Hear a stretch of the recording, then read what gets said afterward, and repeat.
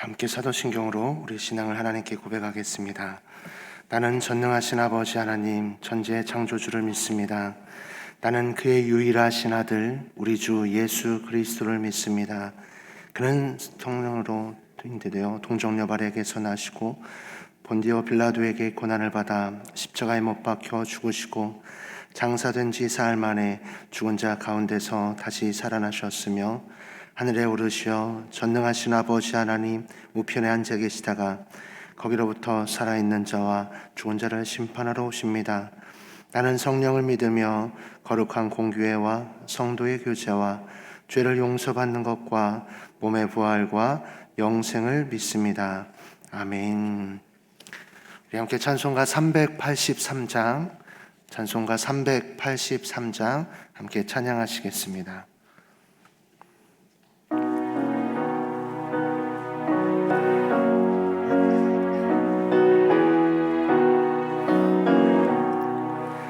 눈을 들어 산을 보니 도움 어디서 오나 천지 지은 주 하나님 나를 도와주시네. 나의 발이 실족치 않게 주가 깨어 지키며 택한 백성 항상 지켜 길을 보호하시네. 도우시는 하나님이 내게 그늘 되시니 낮의 해와 밤의 달이 너를 상치 않겠네. 내게 화를 주지 않고 오늘 보호하시며 너의 주님 지금부터 영영 인도하시리. 아멘.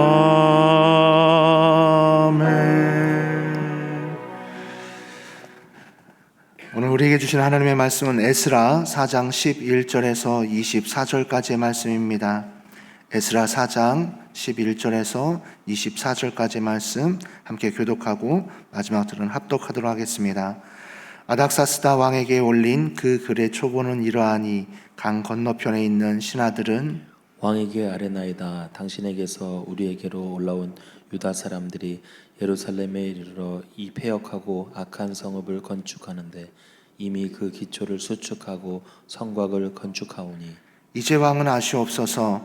만일 이 성읍을 건축하고 그 성곽을 완공하면 저 무리가 다시는 조공과 관세와 통행세를 바치지 아니하리니 결국 왕들에게 손해가 되리이다. 우리가 이제 왕궁의 소금을 먹음으로 왕이 수치당함을 참아 보지 못하며 사람을 보내어 왕에게 아뢰오니 왕은 조상들의 사기를 살펴보시면 그 사기에서 이 성읍은 패역한 성읍이라 예로부터 그 중에서 항상 반역하는 일을 행하여 왕들과 각도의 손해가 된 것을 보시고 아실지라 이 성읍이 무너짐도 이 때문이니이다. 이제 감히 왕에게 아뢰오니 이 성읍이 중건되어 성곽이 준공되면 이로 말미암아 왕의 강 건너편 영지가 없어지리이다 하였더라. 왕이 방백 르흠과 서기관 심세와 사마리아에 거주하는 그들 동관들과 강 건너편 다른 땅 백성에게 조서를 내리니 일러스되 너희는 평안할지어다. 너희가 올린 글을 내 앞에서 낭독시키고 명령하여 살펴보니 과연 이 성읍이 예로부터 왕들을 거역하며 그 중에서 항상 패역하고 반역하는 일을 행하였으며 옛적에는 예루살렘을 다스리는 큰 군왕들이 있어서 강 건너편 모든 땅이 그들에게 조공과 관세와 통행세를 다 바쳤도다. 이제 너희는 명령을 전하여 그 사람들에게 공사를 그치게 하여 그 성을 건축하지 못하게 하고 내가 다시 조서 내리기를 기다리라. 너희는 삼가서 이 일에 게으르지 말라. 어찌하여 화를 더하여 왕들에게 손해가 되게 하랴 하였더라. 아닥사스다 왕의 조서 초본이 르움과 서기관 심세와 그의 동료 앞에서 낭독되매 그들이 예루살렘으로 급히 가서 유다 사람들을 보고 권력으로 억제하여 그 공사를 그치게 하니 다 함께 이에 예루살렘에서 하나님의 성전 공사가 바사왕 다리오 제2년까지 중단되니라. 아멘. 기도하겠습니다. 좋으신 아버지 하나님, 은혜를 감사합니다. 지난 간밤에도 저희들을 눈동자같이 지켜주시고 주님 품 안에서 편히 쉬게 하셨다가 이 새벽에도 저희들을 주 앞에 불러주심을 감사합니다. 오늘도 저희들에게 새날 주시고 또 생명 주시고 건강 주셨는데 이 한 날도 주님과 더불어 동행하게 하시고 주를 기쁘시게 하는 한 날 되게 하여 주옵소서. 이 새벽에도 주님께 감사의 예물을 올려드립니다. 또 1,000번째 11조 성경금 드립니다. 하나님 아버지, 믿음으로 또 순종으로 감사함으로 드리는 예물을 주님께서 기뻐 받으시고 약속하신 하늘의 복과 땅의 복으로 충만하게 채워 주옵소서. 주의 은혜로 종의 가정들을 형통케 하시며 그 자녀들을 축복하여 주시옵소서. 예수님의 이름으로 축복하며 기도하옵나이다. 아멘. 할렐루야. 이 새벽에도 주의 은혜와 축복이 함께 하시기를 축원합니다. 오늘 아침에는 그 장례식 소식이 좀 몇 건 있습니다. 하나는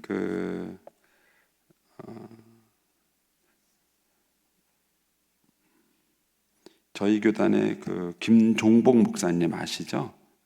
아마 아시는 분은 저희 교회에서도 아마 성막 그 설교를 하신 분인 줄 알고 있는데 김종복 목사님의 이제 부친께서 소천하셔서 오늘이 발인입니다. 그런데 이제 장례식장 그 화장터 사정이 있어가지고 아마 오후 5시에 발인이 되는 것 같습니다.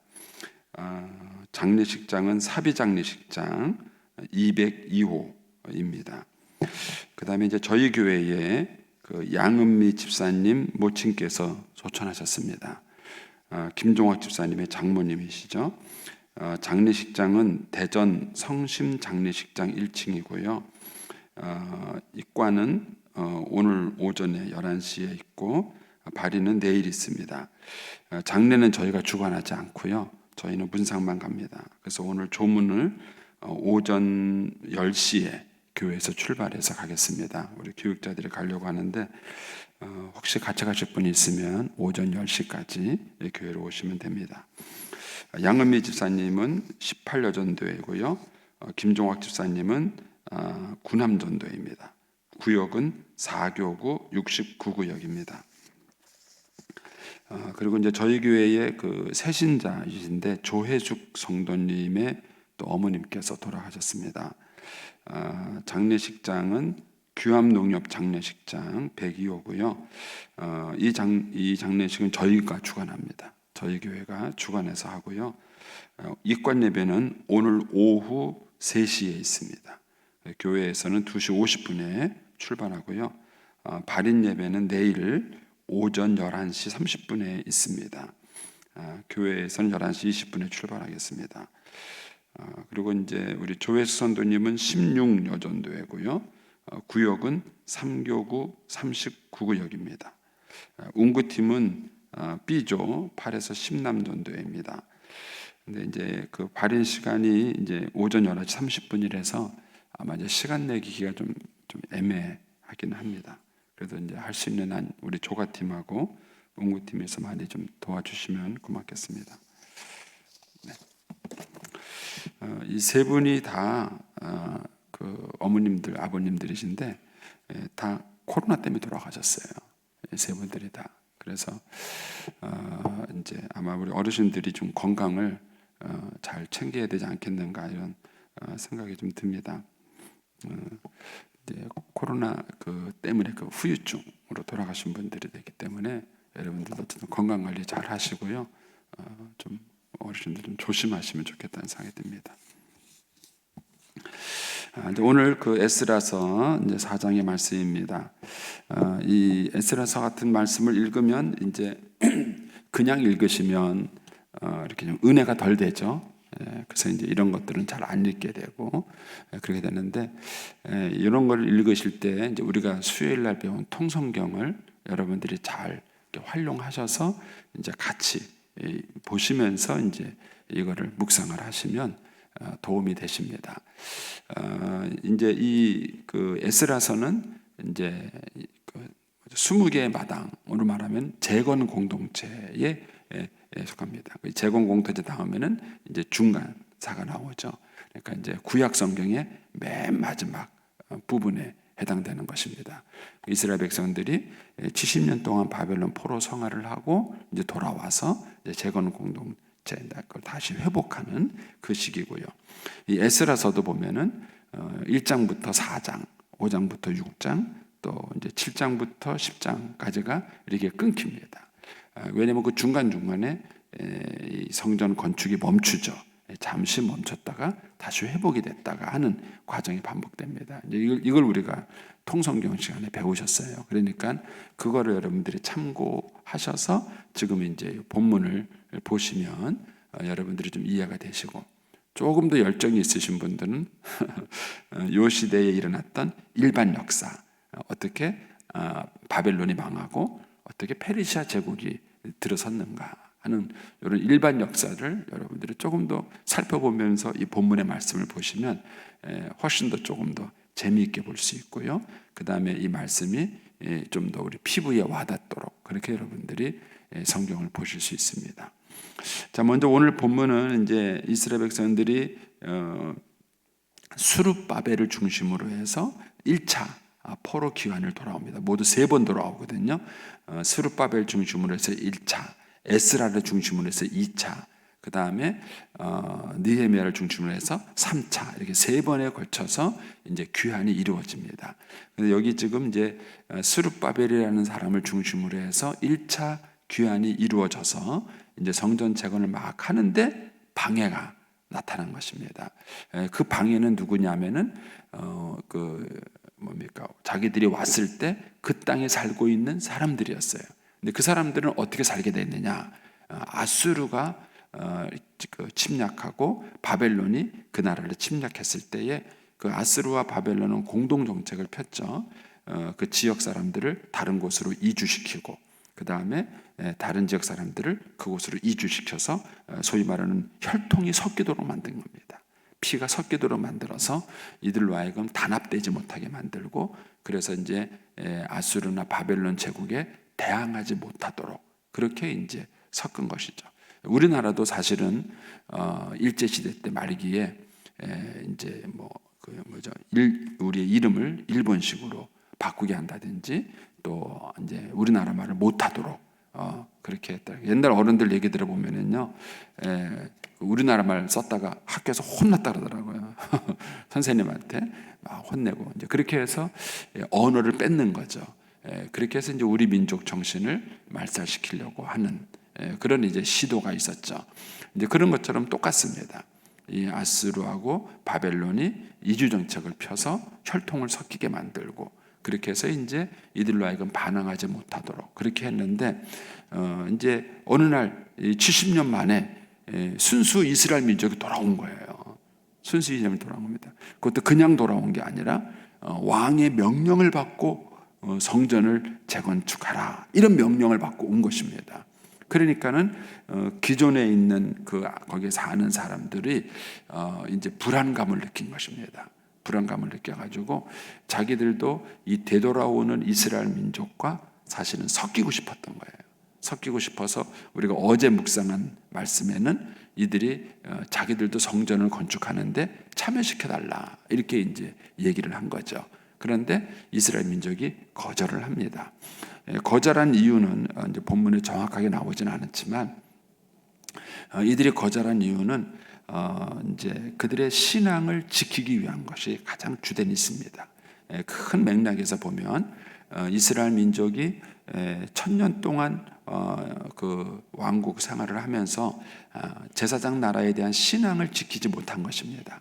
이 신앙을 지키지 못한 것 때문에 70년 동안 포로 생활을 했고, 그래서 그것 때문에 회개하고 돌아오는 거기 때문에 이 사람들의 마음속에는 신앙을 다시 회복시키고 이 믿음의 공동체를 세워야 된다는 그 의식이 굉장히 강한 거죠. 그런데 이런 상황에서 저 사람들이 우리랑 합류하자, 그러니까는 합류할 리가 없는 것이죠. 너희들이 들어오면 또 이제 사사시대 때 이스라엘 민족이 그 지역 사람들과 결혼을 하면서 신앙이 약화된 것처럼 우리도 신앙이 약화될 수 있다는 사실을 알기 때문에 아예 합류하지 않은 것입니다. 거절을 한 것이죠. 그런데 사람들이라는 것은요, 거절당하면은 미워하게 돼 있어요. 근데 이 사람들이 앙심을 품기 시작한 것입니다. 처음에는 우리도 같이 해달라 이렇게 얘기를 했다가 이스라엘 민족이 딱 거절을 하니까 앙심을 품습니다. 그리고 그 앙심을 품은 사람들이 여기에 이제 조서를 꾸며서 이제 반대를 하기 시작하는 것이죠. 자, 그 내용이 이제 오늘 본문입니다. 그래서 11절에서 16절까지는 아닥사스다 왕에게 올린 일종의 고발장이에요. 상소문이라고 되어 있는데 일종의 고발장입니다. 이들이 이러이러합니다 라고 이제 고발하는 내용이고, 그 다음에 17절에서 22절까지는 이 고발장을 듣고 왕이 내린 조서죠. 일종의 판결입니다. 이 당시에는 왕권이 최고니까 이렇게 재판하고 이런 게 필요 없는 것이죠. 이제 이 고발장을 듣고 왕이 내린 판결, 일종의 조서입니다. 그리고 난 다음에 23절, 24절은 성전 공사가 중단되는 내용이 이제 이렇게 되어 있습니다. 먼저 이제 이 고발장 내용을 이렇게 보겠습니다. 11절, 아닥사스다 왕에게 올린 그 글의 초본은 이러하니라. 그러니까 원본은 간 거예요. 원본은 이제 왕에게 갔고, 자기들이 이제 초본을 갖고 있는 것이죠. 그 초본의 이 내용을 보면은 이렇습니다. 강 건너편에 있는 신하들은, 그러니까 자기들을 가리켜서 말한 거예요. 강 건너편에 있는 신하다. 여기서 말하는 강은 유파르테스 강, 티그리스 강, 흐르는 큰 강을 말합니다. 그 강을 건너서 지도를 보시면 이스라엘 쪽으로 오도록 되어 있죠. 그래서 그쪽을 강 건너편이다 이렇게 이 사람들이 지칭을 하는 것이죠. 강 건너편에 있는 신하들은 왕에게 아뢰나이다. 당신에게서 우리에게로 올라온 유다 사람들, 말은 이제 이스라엘 백성들을 말한 거죠. 그들이 예루살렘에 이르러 이 패역하고 악한 성읍을 건축하는데 이미 그 기초를 수축하고 성곽을 건축하여 싸우니 이랬습니다. 사실 이스라엘 백성들의 초점은 어디 있었느냐 하면은 성전을 재건해서 하나님 앞에 제사를 드리라는 고레스 왕의 명령을 내린 거죠. 그리고 이 명령을 내린 의도는 이제 사실은 그 이스라엘 백성들의 제사를 살리는 게 아니었어요. 통성경 혹시 기억하실려는가 모르겠는데 그 이스라엘 백성들이 그 사는 그 지역은 이렇게 위아래로 무역의 통로가 되는 그 지역입니다. 그래서 그 지역의 경제가 활성화됨으로써 그 지역에서 나오는 세금을 가지고 바벨론 제국을 운영할 수 있는 자금이 되는 것입니다. 어느 나라든지 간에 이 전쟁을 하려거나 나라를 유지하려면 돈이 중요해요. 돈이. 지금도 이제 우크라이나와 러시아 사이에 지금 전쟁이 있는데 우크라이나가 저렇게 버틸 수 있는 거는 서방 세계가 계속 지금 돈을 대주기 때문에 그래요. 물자를 대주고 돈을 대주고 이렇게 대주니까 지금 이제 러시아하고 전쟁이 저렇게 수월하게 되고 있는 것입니다. 그러니까 돈이 없으면 전쟁이 안 되는 것입니다. 그런데 바벨론이 그렇게 해서 혼혈 정책을 써놓고 나니까 정치적으로 군사적으로는 바벨론에게 대항하지 않았어요. 정책에 성공한 거죠. 그런데 문제는 경제가 무너졌습니다. 그 지역의 경제가 무너지면서 바벨론이 그 지역에서 세금을 거둬들이는 게 약화된 거예요. 결국은 세금이 약화되니까 경제가 약화되는 것이고 국방력이 약화되는 것입니다. 그 틈을 타고 이제 바벨론을 정복한 것이 페르시아입니다. 그래서 페르시아는 이런 경험치가 있기 때문에 그 지역의 경제를 살리려고 한 거예요. 그 경제를 살리려고 이스라엘 백성들을 보낸 겁니다. 근데 이스라엘 백성들이 그곳에서 경제를 살리는데 핵심이 되는 게 뭐냐면 제사입니다. 제사. 이 제사를 지내려고 한다 그러면은 많은 재물이 필요하고 1년에 한 번씩은 이스라엘 백성들이 제사를 드리러 가기 때문에 그 와중에 움직여주는 그런 소요되는 비용들이 엄청나게 많은 것이죠. 그래서 이런 것들 때문에 전략적으로 성전을 건축하게 했던 것입니다. 그리고 그 지역에 사실은 사람들이 살 수 있도록 활성화돼야 되는 거예요. 그러니까는 성전도 건축하고 성곽도 건축하고 성읍을 건축하는 것이 맞는 것입니다. 그런데 이제 표면적으로는 너희들이 그곳에 가서 다시 성전을 건축하고 살아라, 이런 거였기 때문에 이 사람들이 뭘 초점을 맞췄느냐 하면은 성전을 건축한 데 초점을 맞추기보다는 성읍을 건축한다는 데 초점을 맞춥니다. 그래서 이 사람들이 세력을 키우고 있습니다. 이 세력이 키워지면 이 사람들이 분명히 왕에게 반란을 일으킬 것입니다. 여기에 초점을 맞춰서 고발장을 쓴 것입니다. 자, 다시 한번 보십시오. 이제 13절 가겠습니다. 이제 왕은 아시옵소서. 만일 이 성읍을 건축하고 그 성곽을 완공하면 저 무리가 다시는 조공과 관세와 통행세를 바치지 않을 것입니다. 이런 이제 예민한 부분을 건드린 것이죠. 결국은 득이 되지 않을 것입니다 라고 이제 얘기를 하는 것입니다. 그러면서 14절에 우리가 이제 왕의 소금을 먹음으로, 왕의 소금을 먹는다는 얘기는 왕으로부터 돈을 받고 봉급을 받는다는 뜻이에요. 왕의 소금을 먹음으로 왕이 수치당함을 참아 보지 못하여 사람을 보내어 왕에게 아뢰오니, 왕들은 조상들의 사기, 역사책을 들춰보라는 거죠. 역사를 살펴보시면 그 사기에 이 성읍은 패역한 성읍이고 예로부터 그 중에서 항상 반역한 일을 향하여 왕들과 각도에 손해가 된 것을 보시고 아실지리이다. 이 성읍이 이렇게 망한 것도 그 때문입니다. 이렇게 말하면서 고발장을 쓰는 것이지요. 여기서 이제 우리가 이제 그 재밌는 걸 배울 수 있어요. 이 사람들이 이 고발장을 쓴 내용은 다 거짓말입니다. 그렇죠?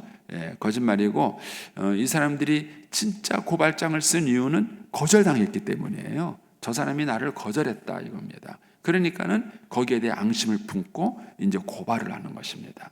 그래서 우리 예수 믿는 사람들이 세상에서 살아갈 때에 일과 감정 사이에 지혜가 필요해요. 어떤 사람들은 일을 잘하려고 하다 보니까 상대방의 감정을 건드려요. 그러면은 그 상대방은요, 감정 때문에 일을 방해합니다. 감정 때문에 싸움, 너 나 무시했어? 이런 거예요. 너 나 무시했어? 뭐 이런 거예요. 그러니까는 우리가 이제 어떤 일을 할 때 보면 이런 갈등과 어려움이 있어요. 그래서 우리가 일을 할 때 이 두 가지를 좀 지혜롭게 할 필요성이 있습니다. 이 일은 잘하는데 감정을 자꾸 자극하는 분이 있어요. 그러다 보면은 일이 안 되네요. 왜냐하면 상대방은 감정의 앙심을 품는 것입니다.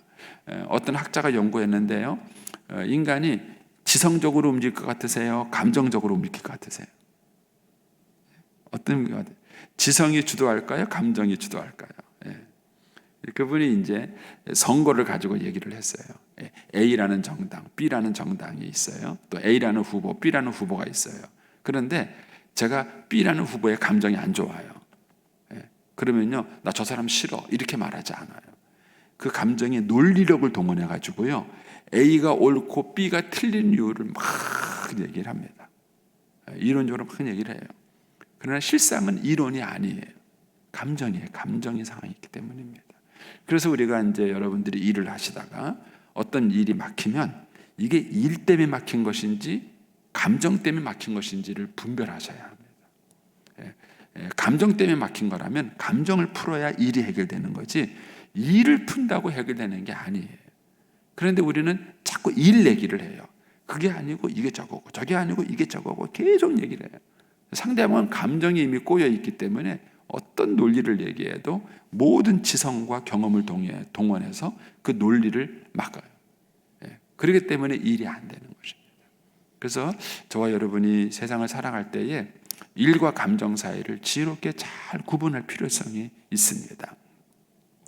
잠언 23장 7절 말씀을 찾을 수 있으면 찾으시고, 아니면 제가 읽어드리겠습니다.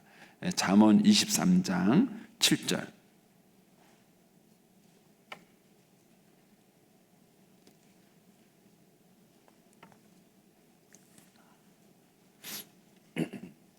찾았습니까? 거기 보면 그런 말씀이 있습니다. 대저 그 마음의 생각이 어떠하면 그 위인이 그러한즉 그가 내게 먹고 마시라 할지라도 그의 마음은 너와 함께 하지 않는다 그랬습니다. 그러니까는 겉으로는 야 우리 먹자 마시자 겉으로는 그래요. 속의 생각은 다르다는 거예요.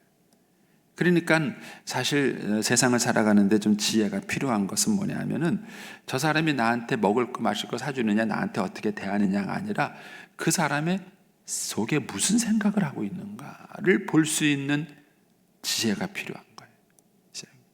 상대방이 이미 나한테 마음이 상하고 또 생각이 딴 데 가 있으면 겉으로는 나한테 친절하게 할 수 있다는 거예요.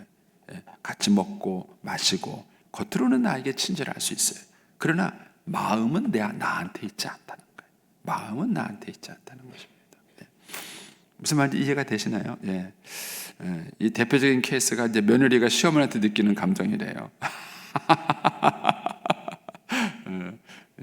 시댁에 와가지고 제 아내 얘기입니다. 제 아내 얘기가 그래. 저희 어머님이 그랬대요. 오니까 이제 너는 내 딸이다. 너는 내 딸이다. 이제 한 집안 식구처럼 지내자. 그랬대요. 그래서 그 말을 찰떡같이 믿었대요. 찰떡같이 믿었는데 어머님의 마음은 딴 데 있었던 거죠. 그 진짜 속마음은 뭐였느냐? 결혼 생활이 한 30년 지나고 알았어요. 우리 어머님 나이 80 넘으셔서 얘기해 주셨는데 우리 아내가 오니까는요, 여기 날 무시할까봐 경계하셨대요. 젊은 것이 들어와가지고 시엄마 무시할까봐 그게 속마음이었던 거예요. 근데 겉으로는 너는 내 딸이다, 한 집안 식구다 이렇게 말했다는 거예요. 무슨 얘기인지 이해가 되시죠? 그러니까 우리가 이제 삶을 살아가면서 이제 일과 감정, 그 다음에 겉으로 드러난 것과 그 사람의 생각 이런 것들을 우리가 좀 지혜롭게 변별할 수 있는 그런 능력이 필요하다는 것이죠.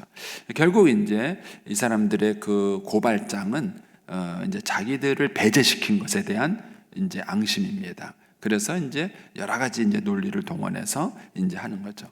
근데 그 표현은 또 맞는 얘기예요. 다 왕의 입장에서 봤을 때는 옳은 얘기만 하는 것입니다. 그러니까 인간의 논리라는 것은요, 믿을 수가 없어요. 인간의 논리는 A가 필요하면 A 논리를 말하고 B가 필요하면 B 논리를 말하고 그 논리와 관점이라는 게 막 이렇게 이제 왔다 갔다 한다는 것을 여기서 이제 우리가 볼 수 있게 되는 것입니다. 그 다음에 이제 17절에서 22절에 가면 이제 왕이 이제 그 여기에 대해서 이제 판결을 하죠. 성전 건축을 중단시켜라 합니다. 그래서 거기에 20절에 가서 보니까 옛적에 예루살렘을 다스리는 큰 군왕들이 있었는데 이게 이제 다윗과 솔로몬을 말하는 것인지 다른 왕들을 말하는 것인지는 뭐 약간 학자들 사이에 이견이 있습니다. 어쨌든 간에 한때 예루살렘 지역이 굉장히 번성한 적이 있었어요. 그런데 사실은 그 번성을 노리고 고레스 왕이 그 회복을 시키려고 했던 것인데 해석이 여기서는 이제 대적자로 해석이 된 것이죠. 그런데 옛적에 예루살렘을 다스리는 큰 군왕들이 있어서 간 건너편 모든 땅이 그들에게 조공과 관세와 통일세를 바쳤다. 얘네들은 이제 조공과 관세 통일세를 자기들이 받기를 원하는데 그쪽으로 힘이 쏠리면 그쪽으로 가져갈 것이다. 이제 이런 염려를 이제 확인시켜 준 것입니다. 그래서 이제 너희는 명령을 전하여 그 사람들에게 공사를 그치게 하고 그 성을 건축하지 못하게 하라. 이렇게 명령을 내렸고 23절에 가면은 아다삭스다 왕의 조서 초본이 르음과 서기관, 즉 그 지역 지휘관들에게 전달이 되니까 그 사람들이 어떻게 합니까? 23절 후반에 유다 사람들을 보고 권력으로 억제하여 그 공사를 그치게 하니라. 그래서 24절에 가니까 바사왕 다리오 제2년까지 중단되니라. 약 16년 동안 성전 건축이 중단되는 이런 사태가 이제 벌어지게 됩니다. 여기서 이제 우리가 한 가지가 더 생각해 보는 것이 뭐냐면 이들이 하나님의 뜻을 따라서 여기에 왔어요. 그래서 하나님이 이들의 마음을 감동시켰어요. 그래서 그 하나님의 마음에 감동을 받고 이들이 자원해서 그 지역에 있는 모든 것들을 버리고 여기까지 온 것입니다. 낯선 이곳에 와서 여기서 새롭게 출발을 한 거예요. 근데도 어려움을 당한 것입니다. 여기서 우리가 이런 생각을 해보셔야 돼요. 우리가 하나님의 뜻대로 살면 고난이 없는가? 그렇지 않습니다. 하나님의 뜻대로 사는데도 고난이 있어요.